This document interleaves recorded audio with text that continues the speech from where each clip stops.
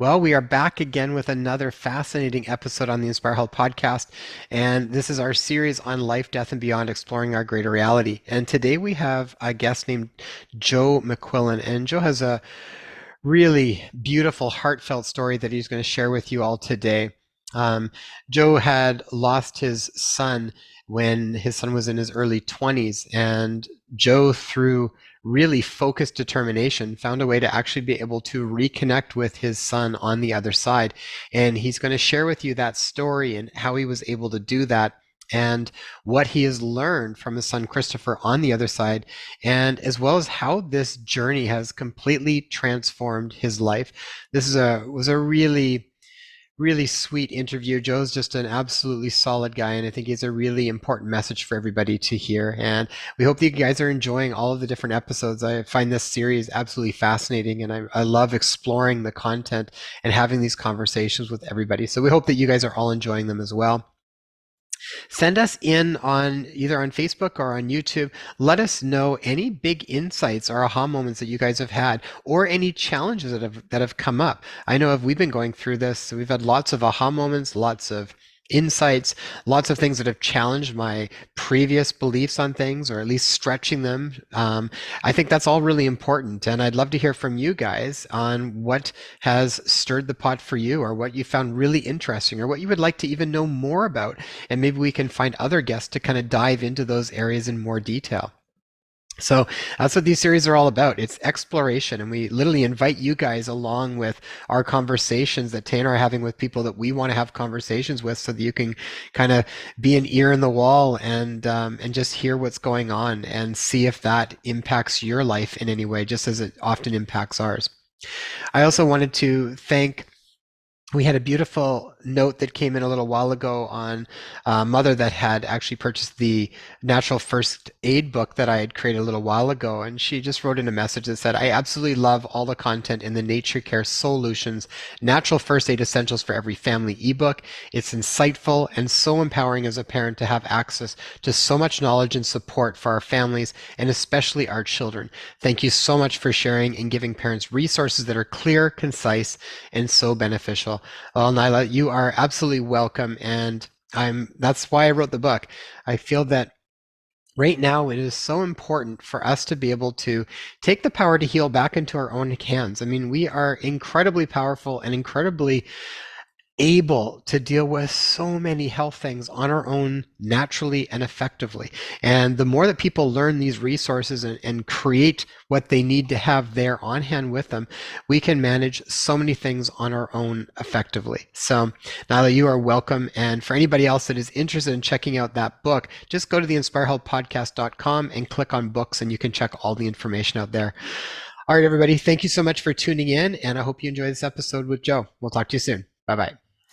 Hi, everybody. Welcome back to the Inspire Health podcast. And we are continuing on with our series on life, death, and beyond, exploring our greater reality. And what an absolutely fascinating series this has been so far. I honestly think this has probably been my favorite series that we've done so far. The conversations, just the most moving, even when we're just talking to Joe here, which I'll introduce in just a moment. And just before we're about to even jump in, it's like, I think both Tay and I are kind of moved to tears just in our 10 minutes of chatting prior. But all of these conversations, I feel like these are really, really important conversations to have. And they will, if we let them in, I feel like they really do have the ability to completely transform the way that we show up in our current life, and what means something to us. It really is a powerful time, I think, right now to have these types of discussions. So today joining us is Joe McQuillen, and what an absolute godsend, I think. Joe is married for 31 years and a father of 3 children, one of them on the other side. Joe is the youngest of 10 children from an Irish Catholic family. Although Joe has had 2 successful careers, he's at heart a blue-collar kid from Buffalo, New York. Joe is himself 37 years sober and a member of AA, a fact that has helped him get close to God and helped carry him through the dark times after Chris's crossing. Not willing to accept a world devoid of his beloved son, Christopher, Joe began to research the metaphysical and seek out the answers to what happens next. Joe and Chris's first book, My Search for Christopher on the Other Side, tells the story of the journey of discovery over the first 2 years. His second book, We're Not Done Yet, Pop, My Lessons from the Other Side, takes his audience to the next level of discovery and awakening. Joe speaks to parents who have seemingly lost children. He hopes to bring to them comfort and hope. When Joe finished his first book, he thought he was done. He thought he was one and done, but Chris let him know that we're not done yet, Pop. And indeed, they weren't. And Joe's going to join us today, and we're going to have a really wonderful conversation. Joe, thanks so much for being a part of this series with us. Thanks for inviting me. That's the main focus of what I'm doing is just get Chris's message out there. And I appreciate you helping me do that. It is our pleasure. And maybe for the audience, can you share a little bit and then we'll jump into a whole bunch of different stuff, but just sort of the story of Sure. where you arrived at even being able to connect with Chris and sort of what happened from that point. Just real briefly about the accident is in January 2016, right after a wonderful Christmas, Chris and a dozen buddies, 11 buddies, went up to one of their friends' lake houses to kick up their heels before the last weekend of Christmas break. And, the next day, big NFL Buffalo Bills fan, grew up in Buffalo, and my kids were, so he was going to be home in time to watch the game. And I'm looking at we got the chairs set up, and his little brother and I are waiting, and we're texting, "Hey, buddy, where are you? The game's going to kick off in 45 minutes." And I get a text from the young man who owned the parents owned the house and said, "Mr. McHugh, Chris and 3 friends are missing." So I grabbed the dog and a hunting jacket and boots and jumped in the Jeep and started heading up north about an hour and a half. And halfway up, I get a call from the uncle who lived next door and said, "It's no longer a search, but a recovery. All 4 boys had drowned." And what happened was, they all went up there and, drinking at a local tavern and, behaving themselves as far as nobody's driving. They could just walk back to the house, and the party continued back at the house. And then 4 boys went outside and saw a lake, saw a boathouse, and with a snoot full of alcohol and layered clothing and a partially frozen lake and the recklessness of a 21-year-old boy, 4 boys jumped in a 3-man canoe and all of them drowned. It was at that point when I'm driving up that I thought, 15 years ago, 16 years, I had gone to a medium kind of on a lark, and my old man came through with evidence, showing a railroad, which he 40 years on the railroad, showing a caboose to the medium. And I thought, okay, if Chris did cross and there is a heaven or the other side or wherever you want to call it, if he crossed and he's with my old man, and my old man already showed that he came through. So I just got to put this together. And that started the search. It literally was that I wasn't ready to accept the world. Yet you guys got to understand, look at me. I got a brush cut, kind of a bent nose. You're used to hockey players with bent noses up there in Canada. And but I'm here with, wearing mala beads and sage and candles and holding a crystal. I don't look like that kind of guy, but I am. That's who I am now. But I thought, all right, let's figure this out. And if I'm wrong, let's cross it off the list. If this is new age horse hockey, let's cross it off the list. So after I got back from that trip, and they had to ship the body down because it's across state lines and Wisconsin to Illinois, and all the preparations and all that goes with it. And any parent who's been through it, I don't have to go into it. There's kind of a blackness that settles in. But I started researching Bob Olson's book about the other side. I reached out to that same medium from 16 years before and called her, and she'd relocated to Arizona. But on the phone, she told me what happened in the canoe and things I wouldn't even know until I got the coroner's report. So I knew the journey was real, and I knew that it was up to me that if I wanted to connect with him, I had to get off my butt and do a little work, and I've never been afraid of that, and it started my journey. Wow. Joe, was there any part of that journey? Because I'm sure there's people right now that would love to be able to figure out how they can more connect to people that have passed over. Even just to know they're okay, to Yeah. Um, I think that's probably a big one. Was there anything along your path when you were learning how to do this that really jumped out as being some really important pieces? I mean, what were some of the parts of this journey that really helped you actually connect over? And when did it kind of transition from, believing that maybe you had crossed over and you were connecting with Chris to like really knowing it? That's a perfect question, and that's the aha moment. So I have a bracelet that has that Christopher got me when we were in Disney World when he was about 4, and it says Dad on it, and it's got a clasp of Goofy on the side, and that was in my dresser for 15, 16 years, and I had made it. I read Bob Olson's book, and he had a website to look up mediums, and I decided, let's figure if this is real, right? If it's not, cross it off the list. So I really enjoyed the medium that I talked to on the phone, but the problem is, she was in Arizona, and I wanted to look in the eyes of somebody who looked in my son's eyes. Remember, I was a car dealer for 29 years. You're not going to pull the wool over my eyes. I'm a business guy. I'm a hard-nosed guy. At least I was. And so I looked up this guy, Andrew Anderson, who was about 40 minutes away from me and where we live. We live on the North Shore of Chicago, and he was in a western suburb. And so I decided to go see him, and I figured I could always back out. You know what I mean? All you do is give the guy your first name, and you bring payment when you come. So I decided to go, and on the morning before I went there, I had done a couple of things. So let's give you a little insight into me, maybe good or bad, but it is me.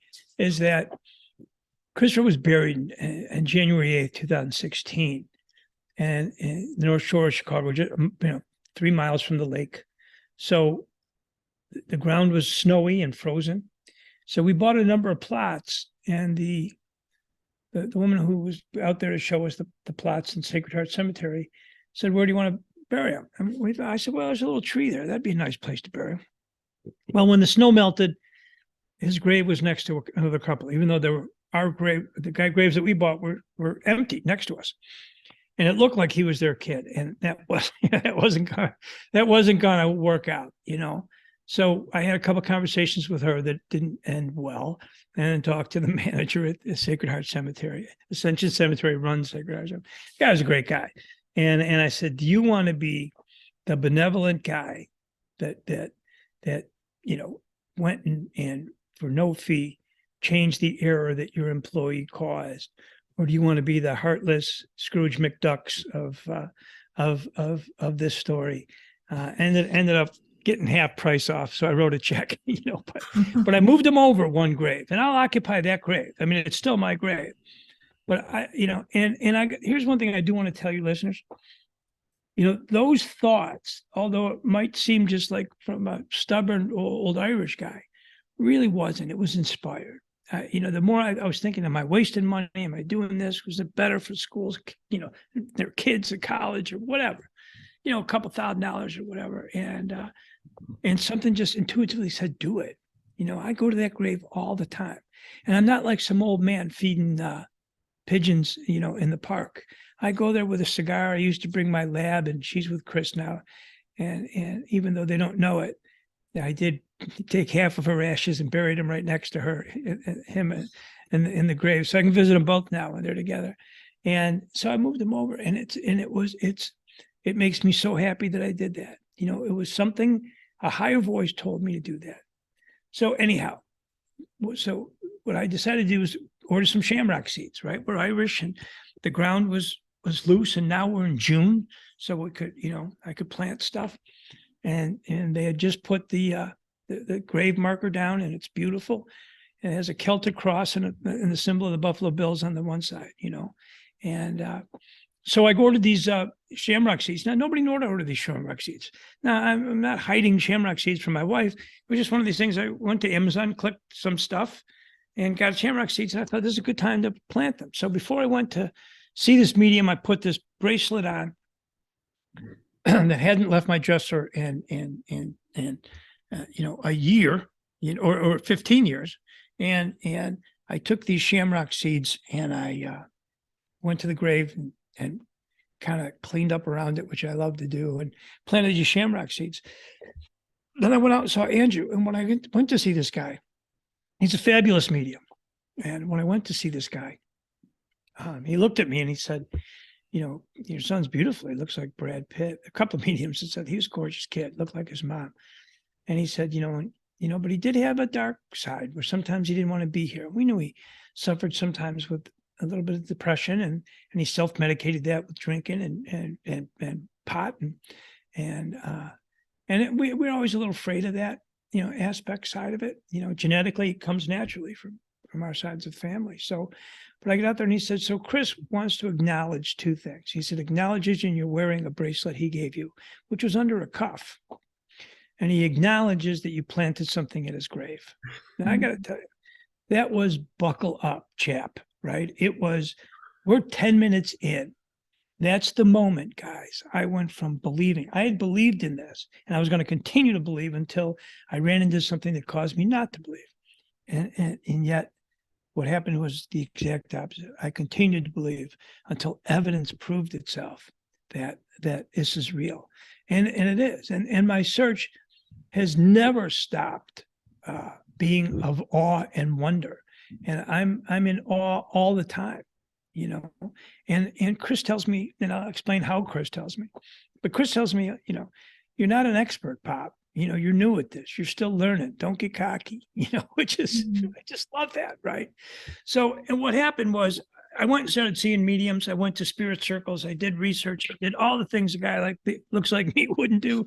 And was never, from Thomas John to Rebecca Rosen, every time he comes through.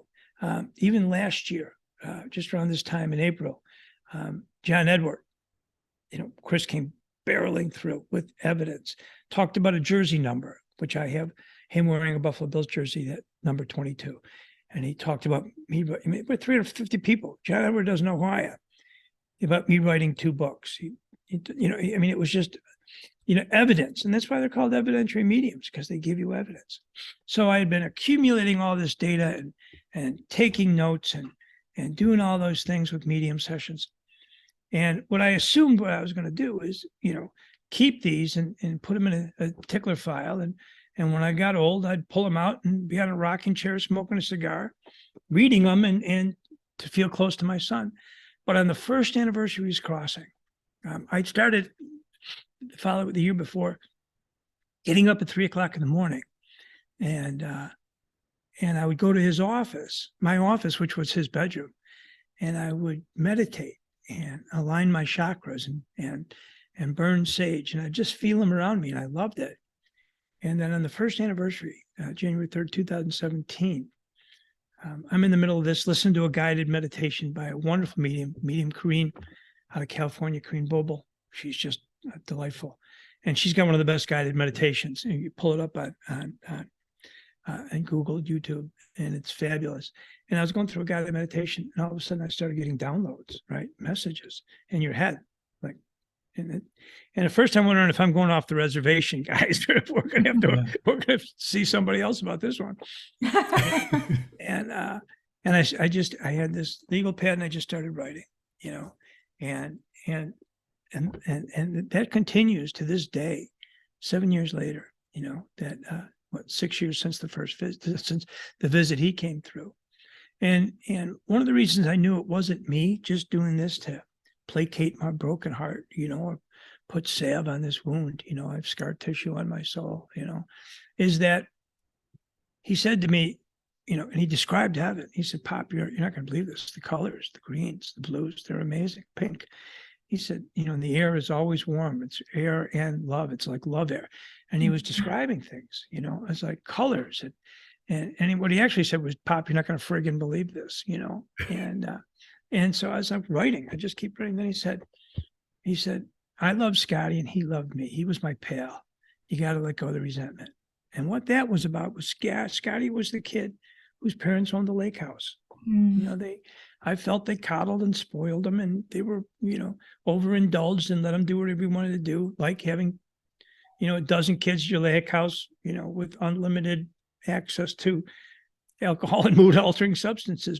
And so I was mad, and I was looking to be mad at anybody, right? And they were the first target I could think of.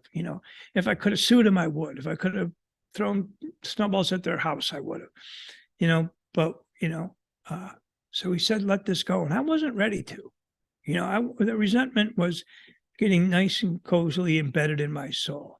And he said, you got to let it go. And I said, okay, pal, for you, I'll let it go, And it was 3:00 in the morning of the first anniversary. And so Sally and I were going to go out to the grave around dusk, and we were going to light a Chinese candle and talk to our boy, Chinese lantern. Excuse me. But instead, I got a text from his fraternity buddies who are like family to us. They're like kids to us. We go to their weddings. We come to the golf outing. We play golf in the summer. We hang out with them. We just adore them. And they all still, their friend Chris is still close to every one of them. So on the anniversary, I get a text that said, Mr. McHugh, it was a Monday or a Tuesday. He said, Mr. McHugh, and they were all in college at the time. And he said, a number of us are getting together at Christopher's grave. Could you join us? And I thought, oh, that'd be great. I took the day off, of course. So I threw a hockey cooler and the dog and a box of cigars and figured I'd treat them all, and we'd shoot the breeze with these handful of kids. And I get up there, and there was 40 kids at the grave. Now, and the first kid I saw was Scotty, the kid that I was holding the resentment. Now, subsequently, I realized this could have happened at my house. When they were over, if they wanted to drink, they could drink. I just didn't let anybody drive, right? If they wanted to do this or that. I came home from a hockey party one time when William was young, and came back from bringing the pizzas in, and there were 2 kids up on the garage roof shooting hockey pucks. It was like, everybody down. That could have happened to anybody, but what happened was he was such a loving, Chris is such a loving kid that not only did he melt the resentment for this kid, but he was one of the first kids I saw.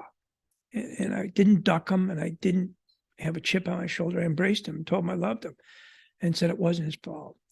Chris was preparing me for this. So I knew I wasn't ready to do that. And he pushed me. So that's why I knew that was real. So those visits have continued. Like I said, I had one a few nights ago here, in Florida. And they continue to amaze me and inspire me. Oh, I just feel that, Joe. Yeah. Just feel that. But what a gift that was for Scotty too. Like that. Yeah. That would have I can just feel his heart probably just completely open and release. And because a lot of times those things are, what you're feeling, he's probably feeling, and it's just it just lets a whole lot of healing start to happen. It sure does. And I've reached out to him a couple of times, and I've actually gone to the house. After the first year, I went up there, approaching the second anniversary, and I was launching a Chinese lantern. This time unsuccessfully. I almost burned some canvas down, but threw some flowers out there. And the message I got from Chris was, "Don't come back here. There's nothing for you here. This is just a place." Mm. So where he transitioned isn't a thin place. It's just a place.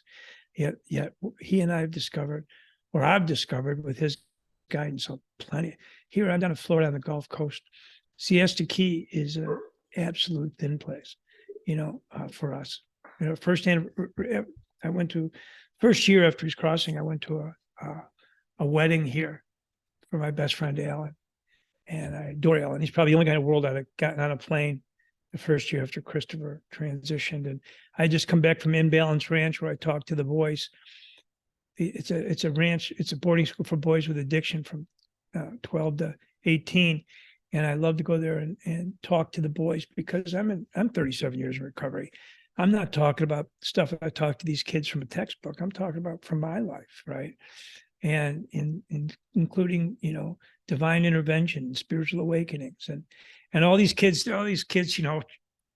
troubled, whatever. They all start off with their arms back on their arms, mm-hmm. and we always end up tugging, crying.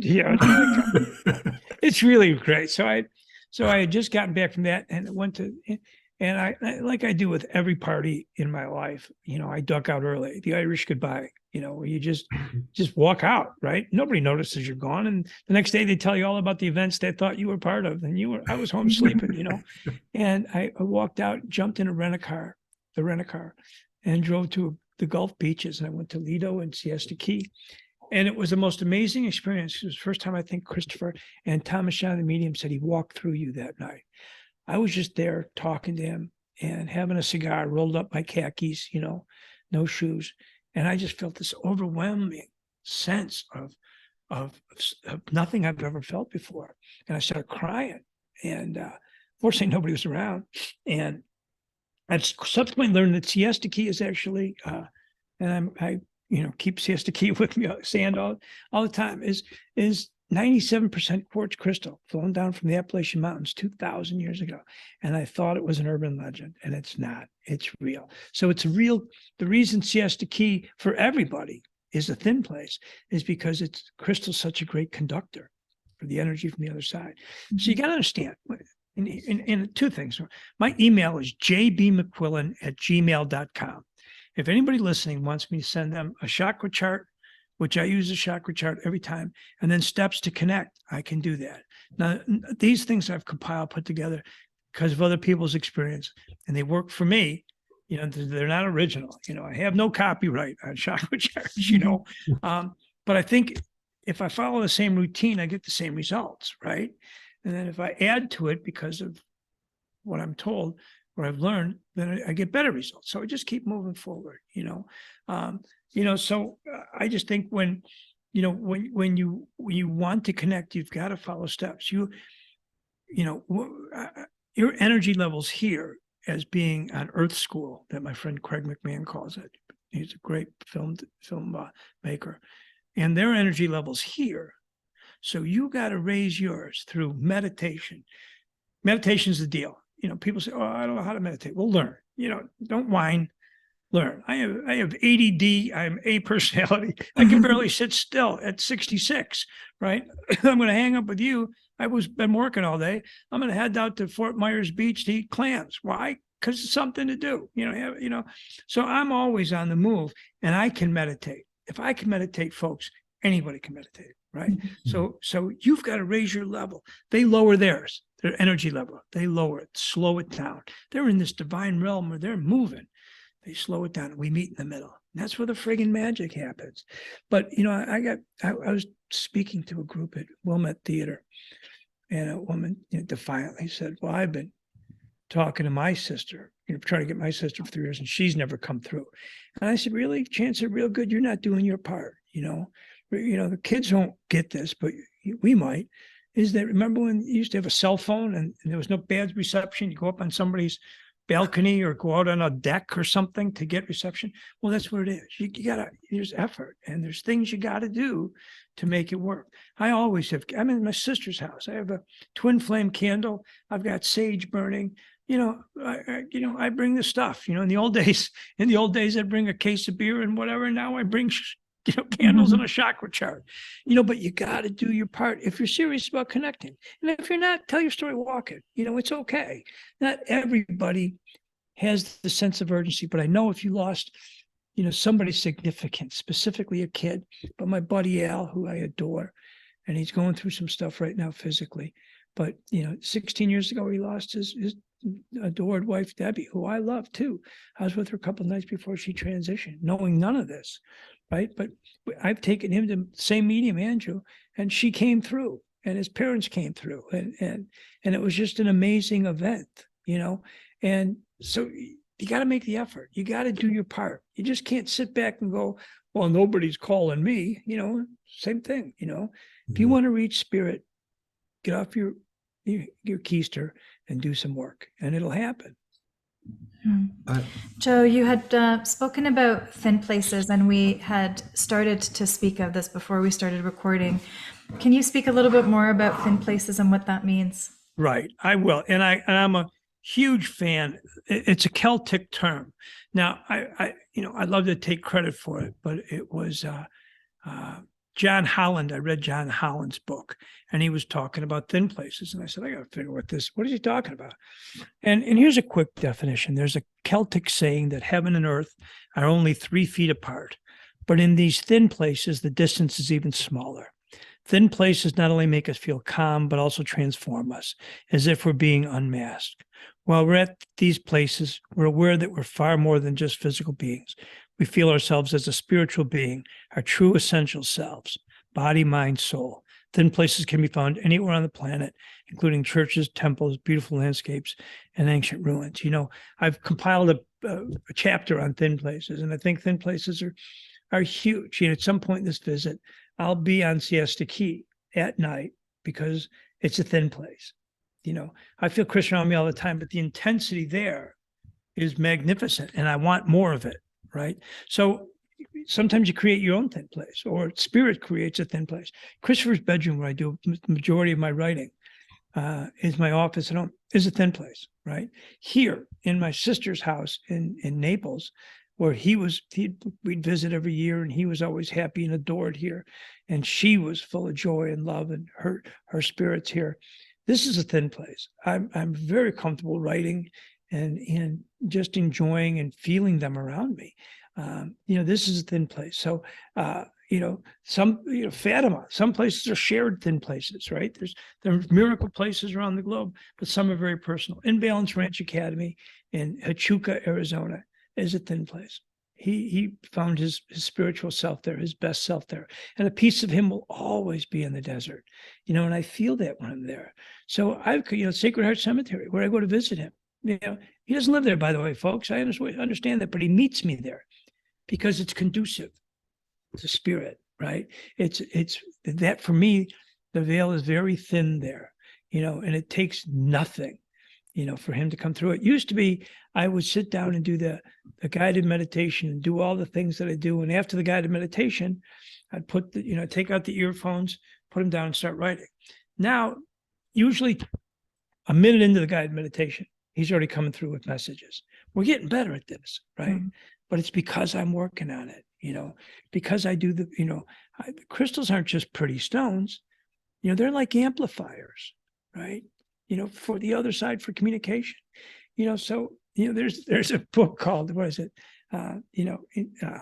Book for Dummies for Connecting with Spirits, there's all kinds of, get on YouTube, look at my webpage, joemcquillen.net. It's got all kinds of really cool interviews and the steps for connecting there, the chakra charts there, and there's a couple of documentaries, it's amazing. And if you want to really, there's times I'm discouraged because it's not on the million, best-selling message or New York Times list, or, I'll go on to Amazon and I'll read the reviews.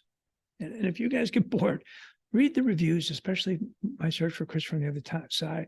And you get messages from people that say things like, I now know my child's on the other side, and you've gave me hope, my life changed because of it. And that's not my message, I'm just a knucklehead from Buffalo. I'm taking Christopher's message and making it something that guys like me can understand. And he keeps telling me, Pop. And the very first interview we had with Nancy, maybe it wasn't the very first, it was early on with Nancy Myers, right after we transitioned, she said, he's calling you something like Pap or Pip. I said, no, because it's not Dad. I said, no. When things were serious, he called me Dad. When he was being playful, it was always Pop, Pop or Pops.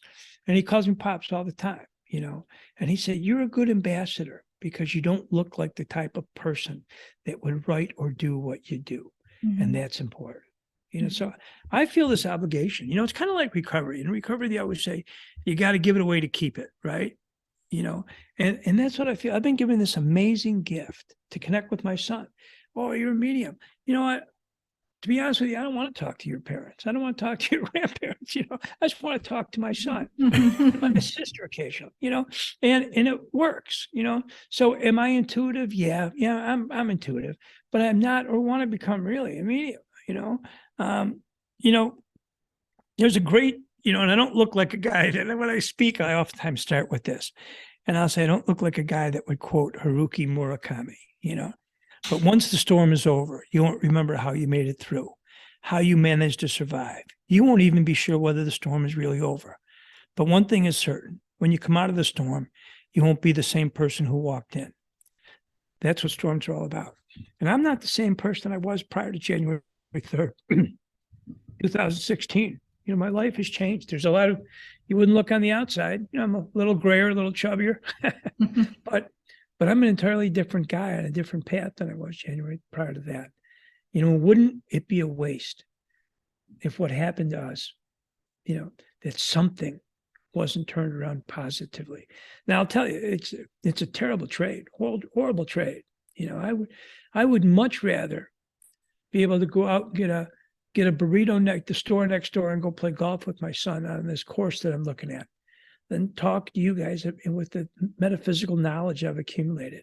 I would much rather be abysmally ignorant of all of it and hang out with Chris. But that bell can't be unrung, so it's all, what are you going to do about it? And this is what we do about it. Mm-hmm. Mm-hmm. Joe, I think that bell is starting to ring for a lot of people, whether it be loved ones getting sick and passing, or just a big shakeup in our global community in general is causing that bell to become louder and louder. So I think that, your story is going to be really important for a lot of people to hear, that we're interested in, just hitting the golf course or just watching the football games and not even looking at anything beyond the physical, nonetheless the metaphysical. Right. But, your story is definitely inspirational in that a lot of people are going to be coming to that point where the physicality of our world is just not going to be enough. Not and what I love is when people talk about New Age, right? This is New Age, right? Rumi said in the 12th century that goodbyes are for those who love with their eyes, for those who love with their heart and soul. There's no such thing as separation. The priest, the Catholic priest in the 30s, Desjardins, talked about, that we're not physical beings on a spiritual quest. We're spiritual beings on a physical quest. So I laugh when people think this is new, but I do agree that, because of COVID, or because of just generally disappointment in what the events of this world sometimes bring, that we're looking for something else, and I laugh because if I'm going, Sally is coming down here for a visit. And so I was like, well, we'll go somewhere and spend the night in a hotel on a beach and we'll go to this restaurant, so I'm on the internet looking, for things to do for the next 4 days, right? We're all going to the other side at one point, and nobody prior to this spent a whole lot of time focusing on it. Mm-hmm. And now there's a lot more, I think, interest. We're all going, and it's a magnificent deal. I have, one of the gifts is that I have zero fear of death. I'm not ready to go. I have work to do here. I still have 2 adult kids that need me, and a bride that, of 31 years that loves me. And so there's a lot still to do. But if God tapped me on the shoulder and said, time to go, bottom line is, I know what's next because Chris tells me, and I get to be with him, right? So if I'm in the pitching lineup, just let me know. That's definitely one of the reasons for even having this whole series, is just to shed different perspectives on death, because it's one of those things that I think people are becoming more open and curious about, and challenging a lot of just limited beliefs around it to ultimately try to mitigate a lot of fear that does come up around it. And so far, when we've talked to all of the different people, fear is not really there, so much. I think the more that they actually open to explore, and it changes your perceptions around it completely. When you said that you kind of know what's next, what did Chris share with you about the transition process? Did he share with you kind of what that was like for him, and sort of what that process was even like when he did transition? Well, for all you American folks, what he said was process. He just said it in a funny way because he's Canadian. I should have finished it with A.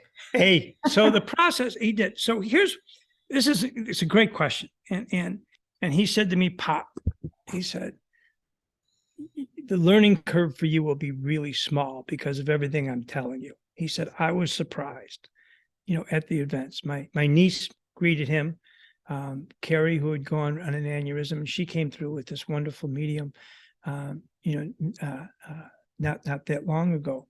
And right after she came through, Chris came walking through too. And it was just amazing. But he said, Pop, he said, here's what it's going to be like. He said, it'll be like you being in the middle of the woods and coming upon a stream.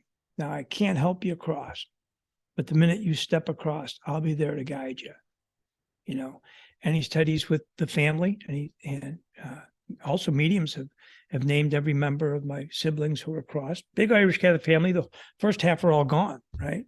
But they're not gone, and they come together. They're together all the time, So it's a family thing, and I think that's what soul groups are about, soul families, right?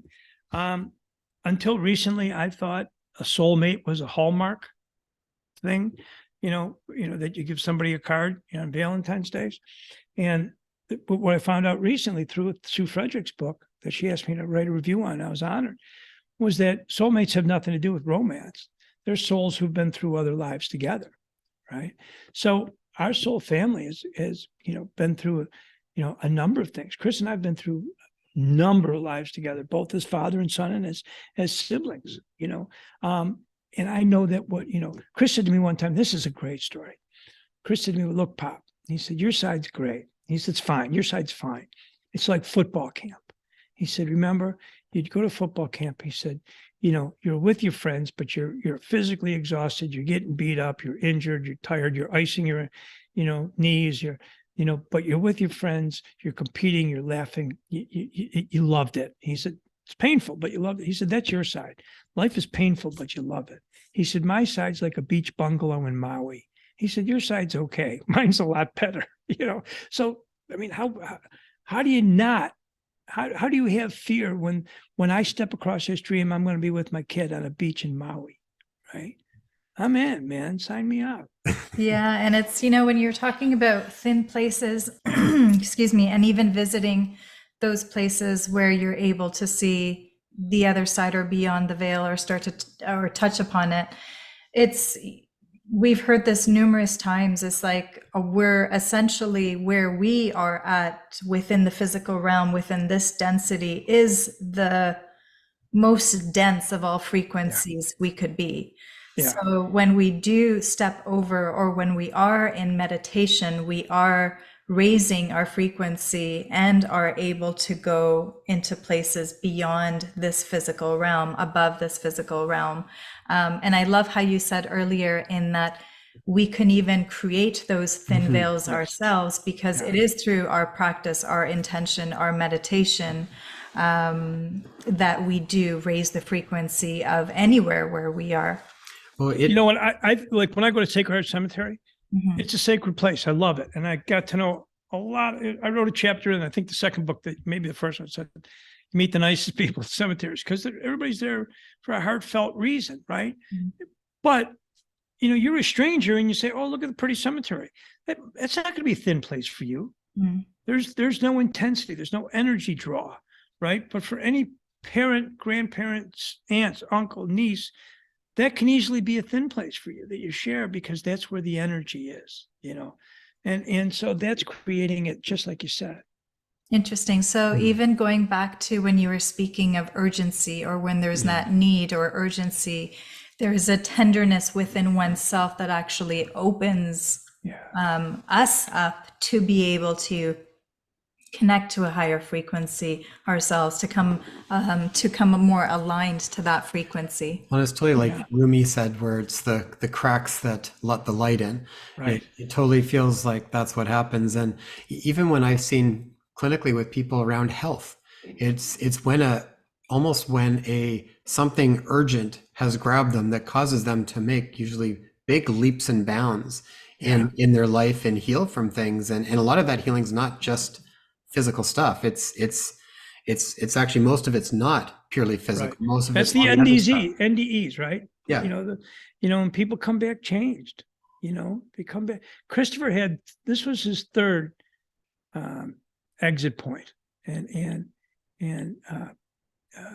Kim Russo wrote a book called The Happy Medium, and I read it early on, like I was reading everything I ate my hands on.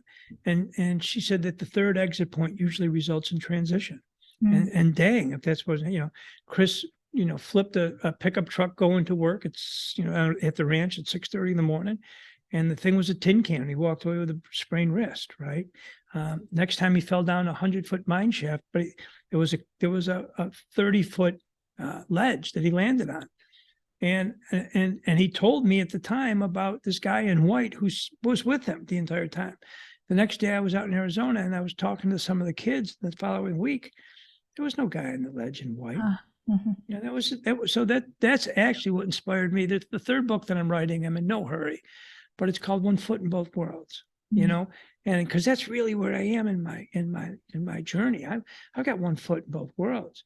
And I talk about, as I said at the very beginning, angels, which I thought we put together with leprechauns and fairies, and trolls, right? But they're not.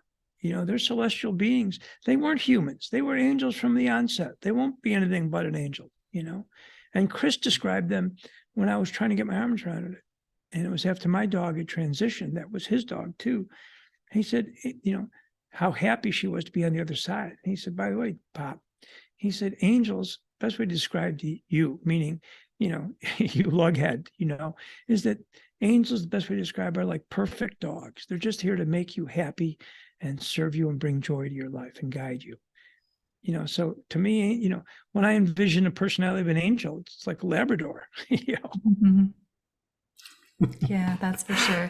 And it's interesting too, because we've heard of and spoken of exit points as well. I think there's like 5 or 6 of them within each lifetime, and they're actually exit points that we create, not in the physical, not the ego creating them, but before we actually even incarnate on a soul level, we create our life plan and we plug in the exit points within our life. So thank you for speaking of that. And soul contracts. Yeah. Right. Without getting too deep and have people like roll their eyes, we all sign soul contracts. I want to renegotiate mine. I want my kid back. But he signed a contract saying he was leaving early, and I signed a contract said, I'll pick up the slack when he goes.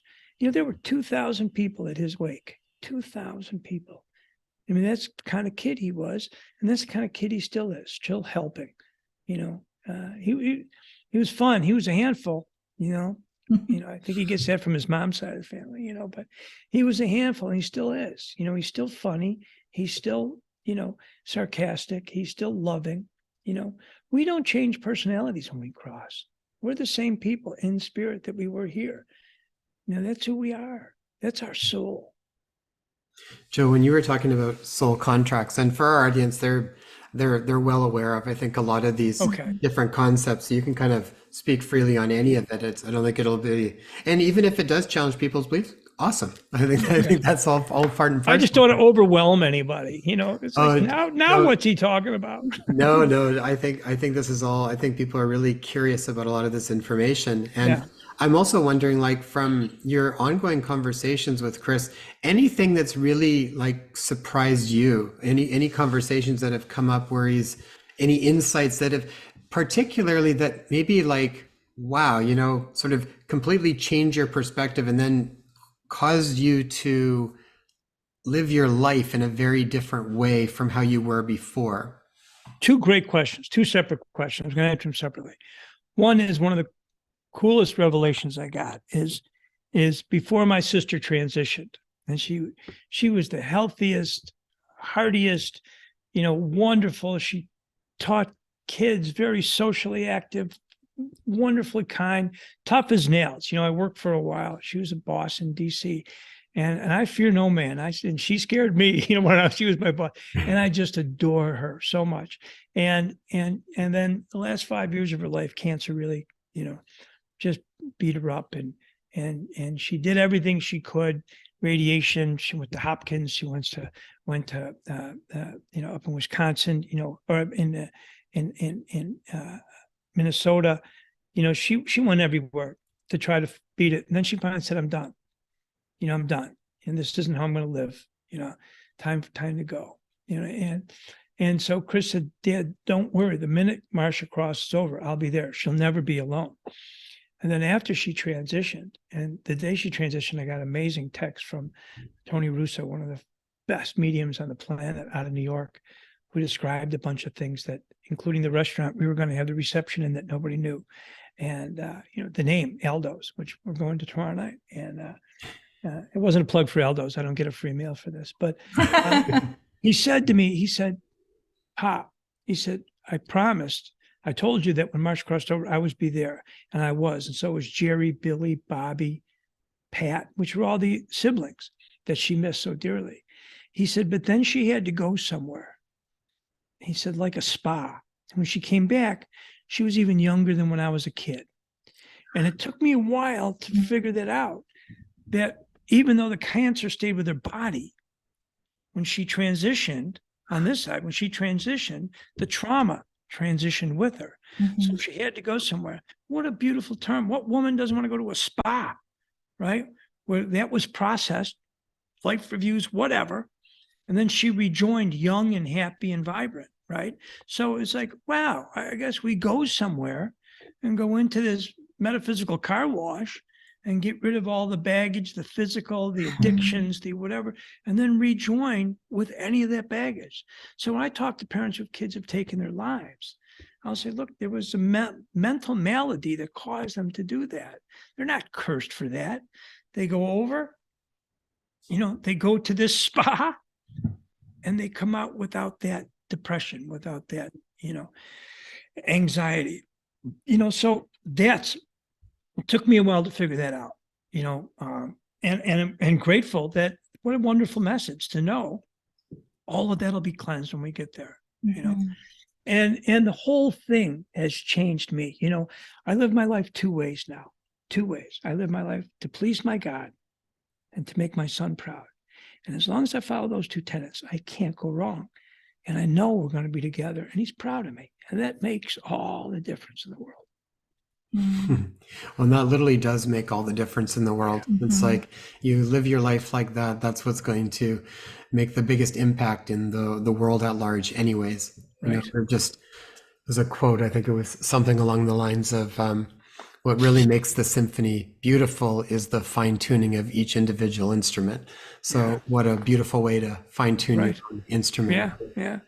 Oh, it's beautiful because I think you're touching on a few points that Overlaps. we've already discussed. So the very first episode we held within this series, Guy Needler, whose wife actually suffered of brain tumor. I quote from Guy Needler. Awesome. We've talked to him several times. Wow.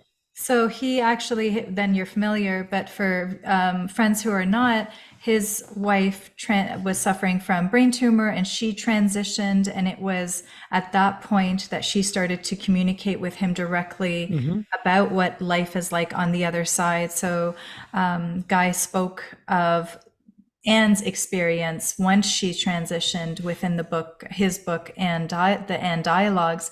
But he spoke of the quarantine period, which is what Chris is referring to as the spa, which is something that I like the sound of the Dolores- spa better. Me too.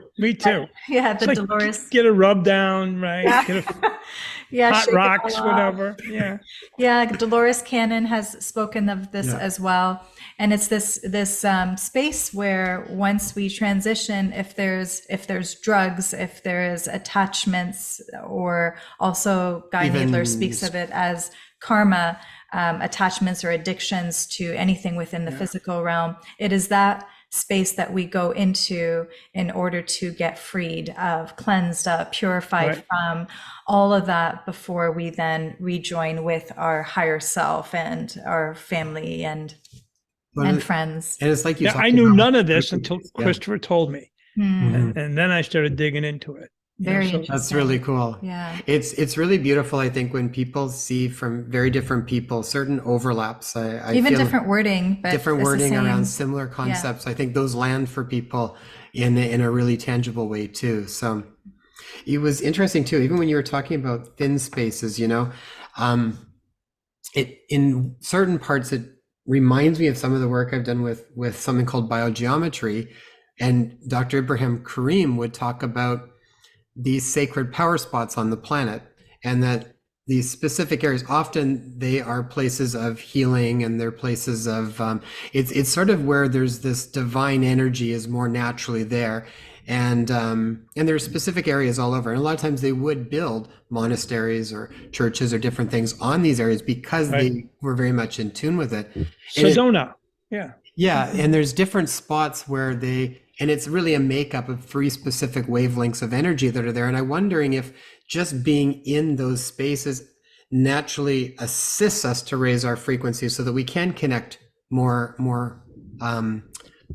To the higher Yeah, well, we can frequencies. connect with them. Like you had said, we come up, they come down a little, and we kind of meet in the middle. I think some of those spaces just allow us to get there a little easier. And we I can create them ourselves with exactly with the stuff you were talking about. But here's two examples of places that they're there naturally.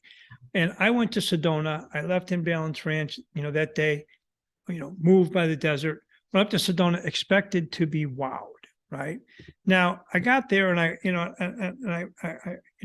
went to, I did a sacred tour, and the woman was great. She was an old hippie, actually grew up not far from me in Buffalo. Right. And she had just come back from a vision quest. I loved her. So we went out and did this, and I could feel the energy. I just wasn't overwhelmed by it. Frankly, I was a little disappointed. Right now, Sedona's, I'm told that it shifted. There's been a shift, but it's by people with brighter minds than I to figure out. But then later on, I was going back to Buffalo. In fact, we were going up to Canada. We always spend a week in Crystal Beach, Ontario, a family vacation. And so I stopped in Buffalo and did a book signing. I was on the KBW TV. But before, I went to Lilydale, which is just outside of Buffalo, near Fredonia, New York, to spend the night and experience. It's the oldest spiritual community in the country. And mediums have been coming there since the turn of the century. And they go to this area in the middle called the Inspiration Stump twice a day. They just walk around and read the group. And then every homeowner has to be a medium, and you have to go to be a medium. You have to take this series of tests and be passed. I mean, they're very strict. They don't screw around. So I went there just after being a little disappointed by Sedona. And at 3:00 in the morning, I went to Inspiration Stump expecting to connect with Chris, but I didn't. But going through, it's called Llewellyn Woods on the way to the stump, I felt the energies of thousands of souls. It was just like electric shocks, gentle shocks, not painful, but like tingles going through me. I'd never experienced anything like that. Closest I had ever been was on Siesta Key and Lido Key with Chris, in 2017 or in 16. But this was just unbelievable. Then I got to Information Stump where I expected to connect with Chris and Blanco, nothing, right? And then went walking back to the woods and got the same wash of energy. And so it was like, okay, I didn't bring this here. This is thousands of medium sessions in this spot. And the energy imprint is so big there that I think if anybody did the same thing that I did, you'd get the same response as long as you're open to it, right? And although it was a little shocking, it wasn't in any way scary. It was just this, it was like just having, shock going up and down your body, gently electric charges. And it was just amazing. So there was two places that are well-known public thin places. One, I was a tad disappointed because my expectations were too high. And the other one, my expectations were low because I'd been disappointed the month before and got knocked off my saddle. So if anybody gets a chance to go to Lilydale, take it. It's amazing. I don't think it was founded there because it was sacred land.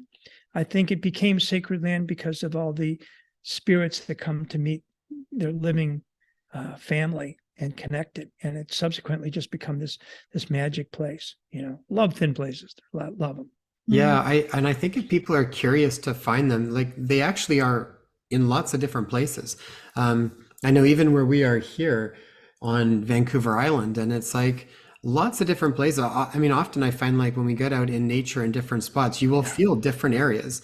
And there's certain areas where we'll go specifically to sit, and it do feel like, and just like, oh, it feels like it's a lot quicker and easier to connect to a certain space when I'm staying there than when I'm somewhere else. So, and a lot of times you're around water, right? Yeah, Water's a we're right real, by water. Yeah. right. Well, that was a guess, right? Except Vancouver's an island, so it wasn't really that much of a guess. And I've been to Vancouver; it's a beautiful place. But the water, is a definite energy attractor.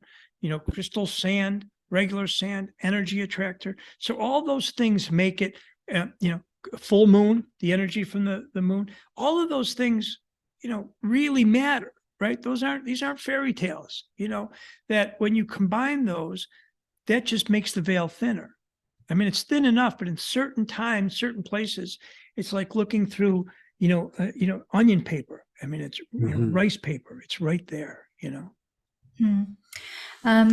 Joe, how does Chris communicate with you? How does that happen? Is it a knowing? Is it a audio? Like, what is it like? Great. So, I'm very audible. Like, I love to read books, but I'm an Audible guy. I download them, audible.com. Both my books, our books, sorry, Chris, are on audible.com. And the guy who reads them, Doug Green, nailed it. Nuances. I was very nervous about that because I'm such a big Audible guy. So I'm very audible. So I want to see Chris. I've only seen Chris in meditation a couple of times. And tan, khakis rolled up, white linen shirt rolled up to the cuff, beautiful, glow, gorgeous, just my beautiful boy, right on the edge of a pond. That's both times I've seen him that way. And I want to see him all the time. But, it's like his third grade teacher used to say, Ms. B, you get what you get and you don't get upset, right? So I feel him. I hear him. I mean, he literally, when he's downloading, he's telling me things. And I'll hear him, hey, Pop, hi, Pop, in that deep voice he had.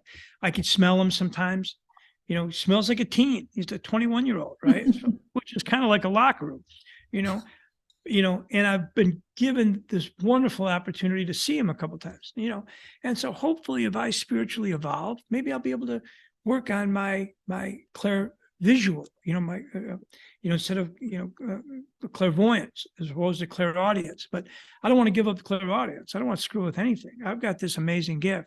But if we've heard of, I believe in God, a big fan of God, but, that term seems like somebody claims it as theirs. So, for me, he's the source. And for Chris, refers to him as God before, but he also refers to him as the source. So you want to plug that in, Yahweh, Great Spirit, whatever you want to call it, right? He's the guy that started the whole shooting match, or gal, sorry about that, that started the whole shooting match. One of my favorites, speaking of God being a woman, the book, The Shack, fabulous book. And a guy who lost his daughter in a horrible, tragic way through a coma ends up at the shack where he meets God. And God, it's at this point, it's an African-American woman, like a mom. And she said, just because I work incredible good out of unspeakable tragedies doesn't mean I orchestrate the tragedies. And I had to wrestle with that, that God didn't take my son. My son's, free will and recklessness caused him to come home early. He didn't orchestrate the tragedies, but he's done some incredible work out of the tragedies, and so God and I made peace. I was a couple of days in, and I wasn't real happy, me and God, but he let me know that he didn't take him and that he was grieving too, and that he carried me through those dark days where I had to get stuff done, and it got done, so God and me are good. I'm sure he's relieved to hear that. Our good friend and teacher, RJ, said something one time that was really beautiful. Just as you were speaking, it reminded me of his saying that if your suffering does not engender wisdom, compassion, and lovingness, then you've essentially wasted that opportunity. Yeah. And I'm not wasting the heartbreak that I've experienced since January 3rd, 2016. I'm turning into something that makes my son proud, and we're doing that. And I'm just following the breadcrumbs, right? I'm put on this path and told what to do. And I've always said that. Even when I would talk to God, I would say, look, don't make me guess. And I don't want to interpret, I'm not the Oracle of Delphi here. If you want me to do something, make it clear. The knucklehead from Buffalo can figure it out. And he does. And it's undeniable when God wants me to do something, and it's undeniable when Chris wants me to do something. And sometimes those spirits are connected on one path. And as long as I'm helping others, Chris tells me all the time, it's about two things. It's about love and service. That's it. That's it. Everything else is just nonsense. That you answered one of my questions there. I was going to ask from his perspective, as he shared with you kind of what, given that it seems like, you're in a beach house in Malibu, Maui, even sorry, better. in Maui, even better, a beach house in Maui, when you're on the other side, like what's the purpose of this physical incarnation here that does have a lot more struggle? Earth School. That's what, Craig McMahon, who's a wonderful filmmaker, did a bunch of stuff on life and beyond, and well, that's yours, but he did wonderful films, and I stalked him and made him have coffee with me, and when my son was working in spring training, William, for my friend, and we became really good friends. I just sent him a Buddha carving that I saw at this spiritual store, because I go to those stores now, and I mailed him one, and he told me a story that he was channeling Buddha, right? And we did a couple of interviews and documentaries together, and he asked Buddha a question, and he said, Buddha all of a sudden got big, raised his hand and said, Craig, I am Buddha, and laughed, right? And so I think what happened, and what Craig calls this is Earth School, and that's just a perfect term. We're here to learn. I've also learned that if you don't want to come back, you don't have to, right? If you're done, I've been told by a number of meetings, my dad's done. He's over there. Iron Joe is his nickname. Loving, sweet man, but Iron Joe on the railroad, right? So he crossed. He's not coming back, right? Bob Olson made a great explanation of one of my biggest fears was crossing with Chris on the metaphysical highway. I'm dying, going to the other side, and he decided to get reincarnated. And I get over there, and it's gone fishing on the door, and so I read Bob Olson's book, and it talked about that if you think of a body of water, that's the soul, and each wave is a spirit. So when Chris's spirit, 21-year-old Chris, son of Joseph McQuillen, crossed over, he's always going to be there. But another spirit from the same soul, which is also Chris, is going to come back to earth and experience being a father, which he didn't get to be. And so it was really reassuring to me that I wasn't going to miss him, But I've also been told that, we've been through this lifetime 40 to 80 times, mostly together. There's a term, which isn't a Hallmark term, called twin flames. And your listeners should look into it.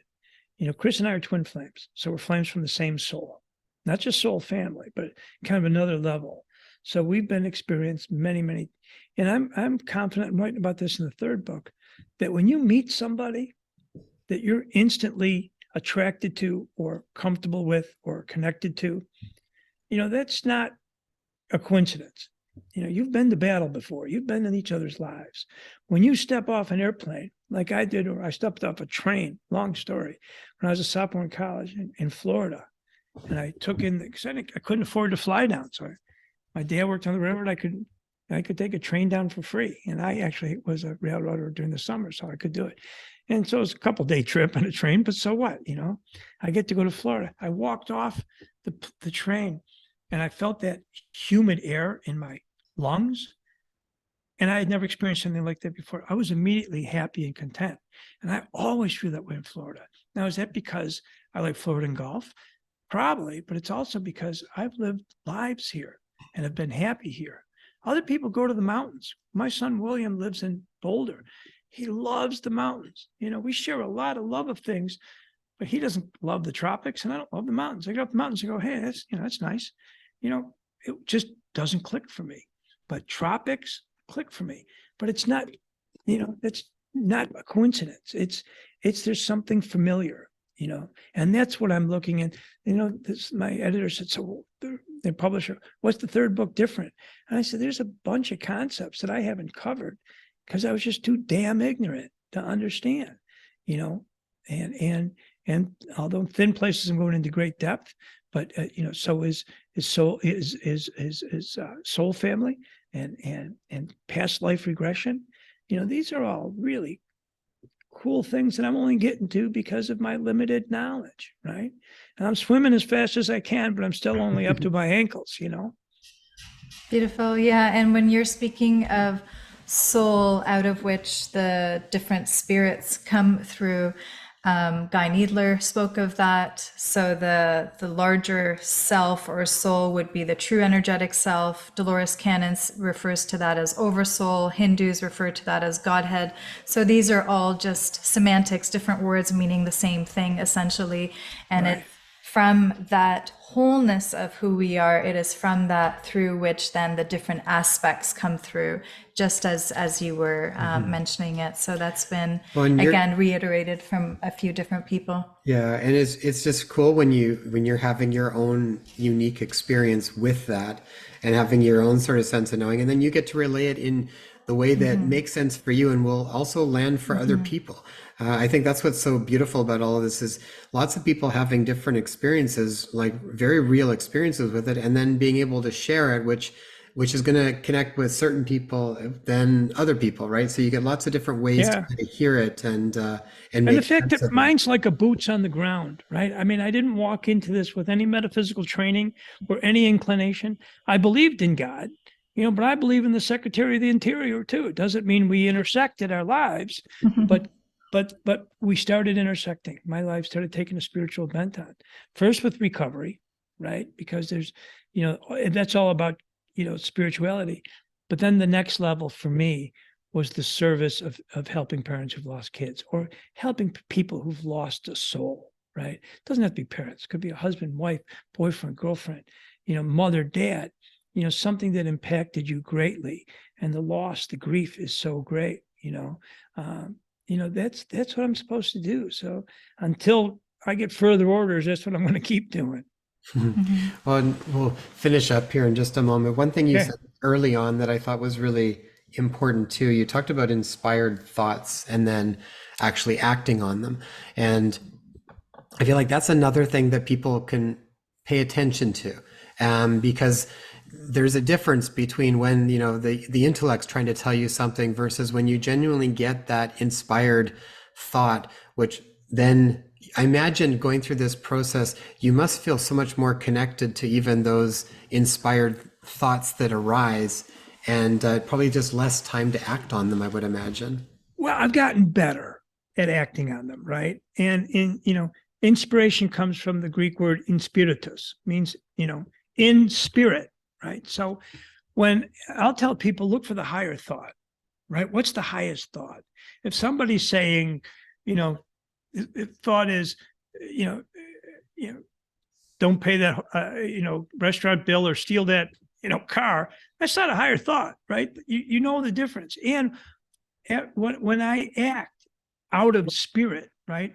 What we used to call a state of grace, right? When I act outside the state of grace, I know it now. And I go back and you pull back into the parking lot and you walk up to the girl at the grocery store and saying, I was impatient. I was a jerk. I'm sorry. It had nothing to do with you, right? Because I've been given so many gifts that I feel compelled, to act on those when I'm acting out of spirit. And when I'm acting in spirit or told what to do by spirit, like moving the grave, I was new into this. So I was thinking that back and forth, like, should I do this? Should I not do this? On Marcia's, my sister's 4th anniversary was February 6th. I went to her crypt and I picked up some yellow roses because we've always done yellow. I don't know why. Do white roses for Christmas, yellow, and put 4 up on her grave. I had 6. I didn't know. I thought I was going to put 1. I got there, it was 4. Just because it was the 4th anniversary. Chris, 2 days before, Chris had said something about this will be the 3rd time. And I thought, well, he's wrong because it's a 4th anniversary. But this will be the 3rd time that I've been here on her anniversary. Mm. So I've been gone. This is the 3rd time that I went to the grave and honored that spot where her remains are, not her. She's somewhere else, but she was there while I was praying to her at her grave. So when I'm told to walk across the fairway and light a Chinese lantern, or when I'm told to bring these Chinese lanterns from Illinois to Florida, Those are inspiring and, divine thoughts. And half the time you go, son of a gun, I didn't even think I brought that, and when you tie into the spirit, amazing. You tie into God's will, Spirit's will, Chris's will, you're going to be guided in the right direction. And you know the difference. And if somebody says they don't know the difference, they're full of baloney. You know the difference. For me, state of grace, I describe a state of grace as this. You're on a golf course, right? And you stand under a tree that's all shade. And you're cool. You're in the shade. And you step out and your feet bathed by the sunlight. That's state of grace. It's completely different than being in the shade. And you know it. And if you don't, shame on you. You do. You're just kidding yourself. Well said. Well said, Joe. Joe, I have a question for you with regards to Chris's passing. Does the feeling of grief or remorse or sadness, does it lessen with each year? Does it get easier with the passing of time? So, great questions. Anybody who said time heals all wounds never lost a child. Okay. It was a great movie I saw right after Chris transition called Manchester by the Sea, where she had lost kids in a fire. And she said, my heart was broken. It'll always be broken. Now, my heart's broken. There's a piece of me that's always going to be broken until I'm connected with him. Doesn't mean I don't have a full life. Doesn't mean I'm not happy. I love my children. I love my friends. I love my bride.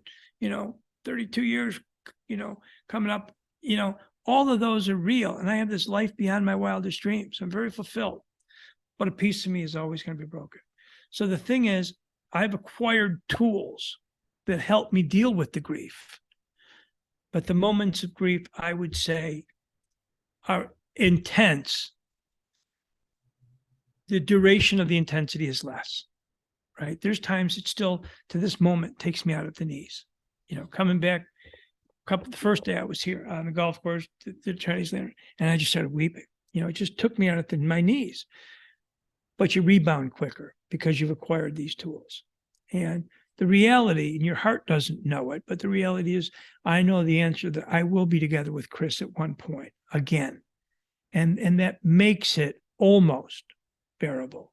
So if anybody thinks it's going to go away, they got another thing coming, but there's groups like Helping Parents Heal, Grief Life to Afterlife. And there's a bunch of things where like-minded people, get together and share the grief. And I think what happens is a burden shared is a burden halved, and I tell parents all the time, hey, tough guy, especially fathers, drop the rock, man. You feel like crying, friggin' cry. I do, but I'm at a stage, I don't care if people, I don't care what they think, and I don't care if they don't understand, right? But the difference is if you hold that back, it's a tsunami that takes you out and then comes back and dumps you back on the sand. And it's always going to happen, right? But if you fight it, then you're going to have, the sleepless nights, the breakdowns, the turning to other sources, whatever, let the grief take you. Let it go where it's supposed to go. It'll dump you back on the sand. And then connect with the person that you love most. Because Susan Geisman wrote a wonderful book called Still Right Here. And I steal it and I inscribe it when I write books a lot. And if yours didn't get turned back by the Canadian Post Office, you probably said that your loved ones are still right here. Because they are. It's not as good. It's nowhere near as good, but they are here. Thank you, Joe. Joe, thank you so much. Do you have any final words I think we talked so much there, but is there any final words you have for the audience before we finish? Yeah, just, what? I laugh when I say, take a shot, abandon what you think read books by guys, like me, or Guy Needler, Lynette Medler, Metter, there's Bobbles, there's all kinds of research. And to try to connect, and it will help with the pain because you'll get an awakening out of it. And if it doesn't work, we'll refund all your misery. How's that? But give it a shot. Thank you, Joe. Joe, thank you so much. We really, really enjoyed getting to speak with you. And Thanks so much for Yes, did sharing I. your story. I had a wonderful time, and it was great that you guys doing it as a couple, because it just is a wonderful yin and yang bouncing off, and it was very comfortable. So, keep spreading the message, man. Just keep following the breadcrumbs. You're doing God's work. Blessing to Much you. love to you, Joe. Thank you, Joe.